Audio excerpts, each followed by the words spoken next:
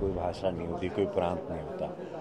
और मैं चाहता था कि मराठी सिनेमा के बहुत जैसे हैरी मराठी हैं, तो मैं चाहता हूँ मराठी सिनेमा के लोग भोजपुरी में आएँ, भोजपुरी के मराठी में जाएँ, हिंदी में जाएँ, हम लोग कहीं भी जाएँ और ये भाषा बढ़े, ये इंडस्ट्री बढ़े, इसको सम्मान बढ़े। आज पूरा देश विश्व देखेगा, मतलब मराठी सिनेमा इतना इतना बड़ा हो, इतना सशक्त हो जाता है।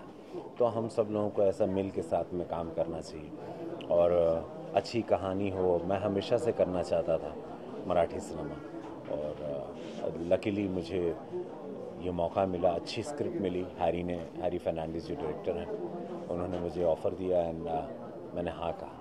नाही, बेसिकली फिल्म दोन हिरोंची आणि दोघांनी तेवढाच काय म्हणतो ते दोघांची असल्यामुळे ह्याची का त्याची असं नाही होत, ते दोघे एक होऊन काम करतात, त्यामुळे खूप मजा वाटते। बेसिकली सिनेमा अशा पद्धतीने एखादी स्क्रिप्ट यावी आणि मी त्यात असावं याचं मला खूप बरं वाटतं आणि रवी किशनबरोबर काम करण्याचा अनुभव खूप चांगला असेल असं मला वाटतं, कारण आम्ही एक तेलुगू फिल्म केली होती एकत्र, ज्यात ते आणि मी एकत्र होतो, त्यामुळे तेव्हापासून त्यांच्याशी ओळख आहे आणि खूप ॲप्रिशिएट करणारा माणूस आहे।